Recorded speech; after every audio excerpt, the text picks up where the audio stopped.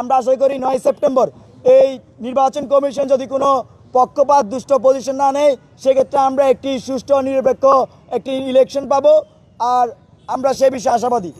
আমরা একই সঙ্গে আশঙ্কা করছি, দেখুন এর আগেও আমরা সংবাদ সম্মেলন করে বলেছিলাম যে নারী শিক্ষার্থীদের হল থেকে তাদের ভোট কেন্দ্র অনেক দূরে রাখা হয়েছে, যাতে করে নারী শিক্ষার্থীরা ভোট দিতে একটা প্রতিবন্ধকতার সম্মুখীন হবে।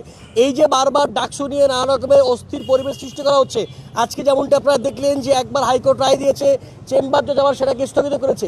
এরকম নানা রকমের অস্থির পরিবেশ সৃষ্টি করে ভোটারদের ভোট দিতে একটা অনাগ্রহ সৃষ্টি করার একটা পায়তারা চলছে বলে আমরা সন্দেহ করি।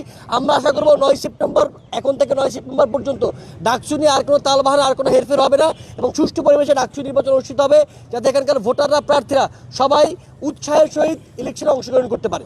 আমরা ঢাকা বিশ্ববিদ্যালয়ের শিক্ষার্থীদের প্রতি আহ্বান জানাতে চাই, আপনারা দেখেছেন আপনাদের অধিকার আদায়ের যে প্ল্যাটফর্ম, সেই ডাকসুকে বানচাল করার জন্য নানান সময় নানান তালবাহানা করা হয়েছে। ডাকসুকে শিক্ষার্থীদের ভোটদানে নিরুৎসাহিত করার জন্য নানান মেকানিজম, নানান ইঞ্জিনিয়ারিং এখানে করা হয়েছে। নির্বাচন কমিশনের পক্ষ থেকে নানান ইঞ্জিনিয়ারিং করা হয়েছে, আমরা সেটা বলেছি। এখানে পরীক্ষা এখন স্থগিত করা হয় নাই। ডাকসু নির্বাচনের আগে তাদেরকে বন্ধ দেওয়া হয়েছে। ডাকসুর ভোট কেন্দ্র অনেক দূরে রাখা হয়েছে নানান মেকানিজম করে।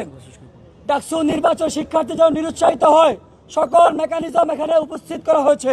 আমরা শিক্ষার্থীদের প্রতি আহ্বান জানাতে চাই, সকল কিছুকে উপেক্ষা করেন, সকল কিছুকে লাল কার্ড দেখিয়ে আপনারা ডাকসুকে বাস্তবায়ন করেন।